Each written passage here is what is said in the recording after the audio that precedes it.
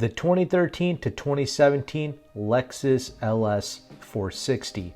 As you're entering the video, make sure to like and subscribe. In this video, we're going to cover some basic specs first so you can be familiar with the vehicle. Then I'm going to cover some interesting facts that you probably did not know regarding the LS 460. And finally, I am going to cover the various model year changes that happened between 2013 to 2017. Regarding the LS 600, I've already done a separate video. After you're done watching this LS 460 content, make sure to check out the LS 600 video after this. It'll be linked down below and it'll be on the end screen. Okay, let's get started. The LS 460 for this generation, much like the previous one, comes with two wheelbases. You have the regular and then you have the L model, which is the extended wheelbase. It gives you an additional 5 inches of rear legroom. The rear-wheel drive LS 460s produced 386 horsepower and 367 pounds-feet of torque. The all-wheel drive models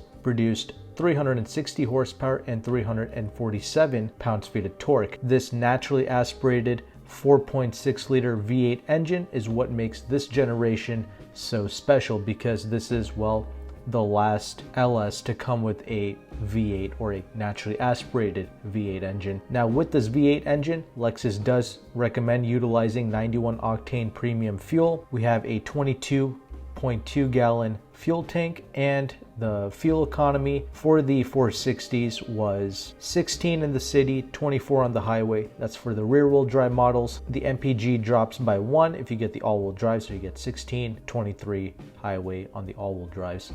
0 to 60 was 5.4 seconds for the rear-wheel drive, and it was 5.9 seconds for the all-wheel drive. Now there is an F-Sport model. I'm going to get to that in the next section, where I'm going to talk about the things that you probably did not know regarding the vehicle. But yes, an F-Sport model was available. This is the first generation of the LS where they introduced the F-Sport, you know, that Fuji Sport branding. It started with this generation. All right, regarding the curb weight of these vehicles, it ranged between 4,233 pounds for a base model rear-wheel drive regular 460, and it went as high as 4,717 pounds for a all-wheel drive fully loaded F-Sport model. Weight distribution was 54% front, 46% rear on the regular wheelbase, and with the long wheelbase it was 53% front, 47 in the rear, which is really not bad. That's pretty impressive weight distribution. And one quick correction, I'm sorry, the LS 460L with all-wheel drive, with the executive package and with the optional air suspension,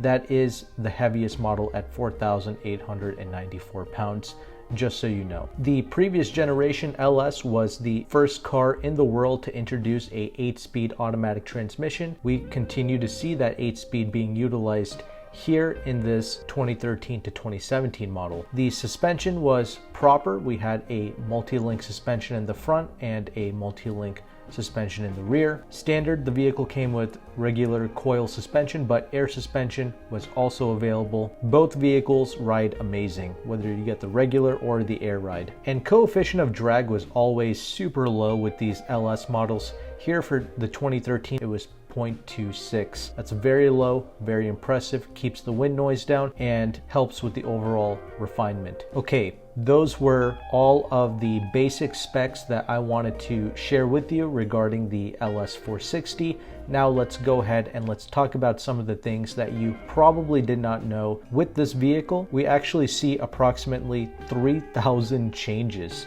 compared to the previous generation LS. So you know how a lot of people like to mock and scoff many of the Lexus vehicles, saying that, oh, this is like the same car as the previous generation. Well, I think that statement alone can prove that this car is not the same as the 07 to 2012 car. There's about 3,000 changes taking place here. Now, some of it, of course, can be very minor, but you get the idea. And besides, I have actually driven pretty much every generation of the LS, from the 400 to the 500. There is a huge difference between this 2013 to 2017 car compared to the previous gen. This car actually does adopt a lot of the same character and the demeanor that the old car had, with its silky smooth ride quality, the excellent engine, and that buttery smooth nature. We actually have all of that here. However, this car handles significantly better than the previous generation 07 to 2012 car. That, in my opinion, has been the biggest change between the two generations. But let's continue here. Let's talk about some more interesting facts. This new LS is the first model to be equipped with all LED exterior lighting, including vertical fog lamps, incorporating the world's smallest PES lens with a diameter of just 30 millimeters. And of course, we have the unique L-shaped daytime running lights, and this is the generation that incorporated that spindle grille as well, which I personally really like, and I think it's striking, I think it's different, and I think it's very aggressive. And regarding the interior space, you know how Lexus likes to incorporate that little clock in the middle? Well, for the first time in this generation of the LS, that analog clock incorporates a GPS-linked time correction function. So that's another little interesting fact regarding that clock. Another first for this generation of the LS is the first noise reduction wheels. It's supposed to significantly lower the cabin noise in the front seat, whilst the level of conversation clarity in the rear seats now rates at almost 100% when the new Lexus is traveling at 100 kilometers an hour, making the new flagship sedan the quietest car in its class. And it is true, this car is extremely quiet. Another first for this Lexus is the new laser screw welding techniques. This helps with the overall body rigidity, and it's one of the reasons why it handles a little bit better than that previous generation car. The Lexus Climate Concierge service was another world's first, actually, and this is supposed to be the world's most advanced climate control system. Now, of course, pretty much all of the Lexus cars today have this climate concierge service, and I actually really like it. You just set the temperature and the car handles everything for you. It'll adjust your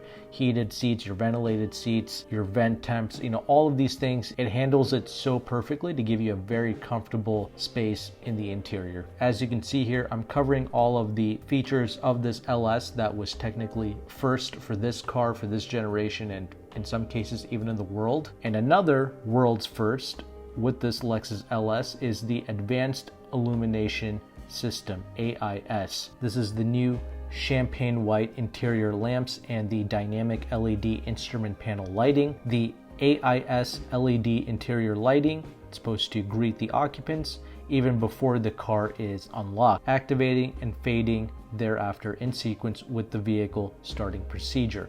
So that's another first with this car. Regarding the extremely expensive LS models that came with the rear seat entertainment systems, Lexus for the first time included a high contrast, high definition Blu-ray player with this rear seat entertainment package for the 2013 to 2017 generation. Now, Lexus personally did not say anything regarding this. They just said that they have adopted the 8-speed automatic transmission from the previous generation LS. However, in my opinion, after driving multiple LSs from this generation and multiple LSs from the previous generation, the 8-speed automatic to me shifts much smoother and much crisper and much quicker than the previous generation. Again, that's just what I noticed, but Lexus did not personally state that they have actually, you know, retuned or retweaked the 8-speed automatic, but me personally, I think they have, and it would be common sense to assume that they have, especially since this is a new generation vehicle. And of course, the F Sport package, that's another first. We actually did have a sport model, just a regular sport model for the previous generation. However, 2013 and up, that's when they introduced that Fuji, that F branding. So we have that F Sport here. I really like the way the F Sport LS looks. However, that is actually a very rare car to find, especially with low mileage. But with this F Sport model, it's equipped with sport-tuned air suspension that lowers the body height by 10 millimeters. And of course, we have a new front grille. We have new 19-inch forged wheels, new interior, new seats, new badges, you know, multiple things going on here with the F Sport model, but I'm assuming you already knew that. But one of the things I really liked is with the rear wheel drive F Sport LS 460, it includes a Torsen limited slip differential. And we also get massive Brembo 6-piston front brake calipers. And many people who are not really used to or really understand new cars very well, you know, they grew up with, I don't know, like the 80s, 90s, and early 2000s cars, they'll say things like, oh, why does a flagship car need to handle well? And that's actually a very silly statement. What they don't understand is suspension technology has come a long way, and nowadays it is expected of a vehicle to not only ride amazing, but to also handle amazing. Because technology with the suspension is so good now, you can actually have both. And in fact, the Camaro is actually the perfect example that I always throw out there. It's a little sports coupe with massive 20-inch wheels, and it rides like butter and it handles amazing. So even supercars nowadays handle well and they ride extremely well. It's just something that we expect nowadays. And things like these flagship luxury cars, they actually offer some level of engagement without sacrificing any of the ride quality. And in fact, a stiffer chassis not only helps with handling, but it also helps with the ride quality as well. A stiffer chassis actually helps to absorb some of the imperfections of the road a little bit better than just having a big floaty pillowy car.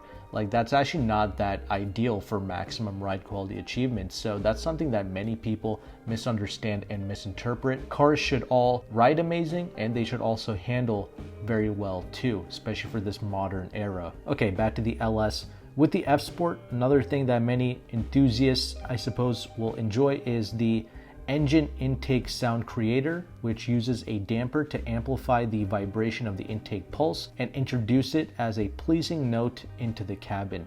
So it's got a little intake sound generator or sound creator going on there. I would really have liked to test that for myself. I bet it would have sounded amazing. And regarding safety features, the LS came with a whole suite of them. I mean, it's an extremely safe car, and we had here improved pedestrian safety through an uprated advanced pre-crash safety system. We also had lane keep assist, which was enhanced for 2013 to automatically correct deviations caused by road camber changes and crosswinds. So that's something Mercedes has, but even the LS in 2013 offered this lane keep assist, which corrected for even the crosswinds at higher speeds. I thought that was extremely impressive.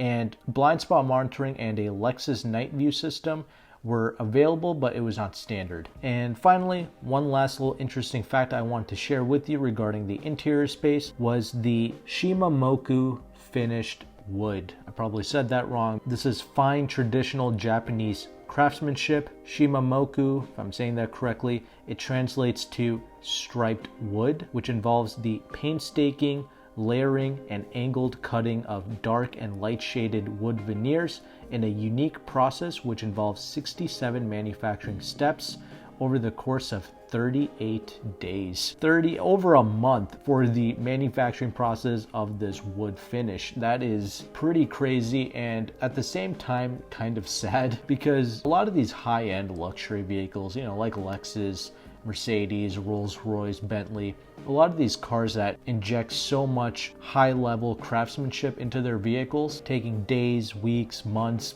in some cases years with some Rolls-Royce products, in perfecting certain wood finishes. It's just sad that companies and people put all that effort into these products, and then 5 years, 10 years later, the car just ends up at, you know, a used car lot with like 100, 200,000 miles on it, just sitting there worthless, you know, just rotting away. It's just kind of sad to see that, you know, all of that effort just rotting away on some buy here, pay here lot. It's just crazy and sad. But that's kind of why I enjoy doing these videos, to bring that attention back to these cars, to let you know the amount of effort and the unique changes that these cars had over the years, so you can continue to appreciate them. But that's enough of that. Let's go ahead and let's transition over into the various model year changes. Of course, I was talking to you about the 2013 LS460. That's when the vehicle first got introduced for the United States market. In 2014, Lexus added Siri eyes-free compatibility for newer iPhones, and we also had improved access to the trunk, which can now be opened without the key fob in range when the vehicle is unlocked.